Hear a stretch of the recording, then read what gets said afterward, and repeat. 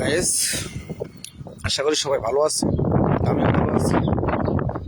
আজকে সৌদি আরবে অনেক ঠান্ডা কেন সেটা জানেন? সেটা আসলে জানেন না। আজকে বুড়াইতে অনেক বৃষ্টি হচ্ছে, প্রচুর বৃষ্টি হচ্ছে। দেখেন রাস্তাঘাটে পানি লেগে গেছে, ঠিক আছে। ওটা হলো আমাদের বিলা, ঠিক আছে। ওটা হলো আমাদের রোম বিলা, ঠিক আছে, আমাদের কোম্পানির বিলা।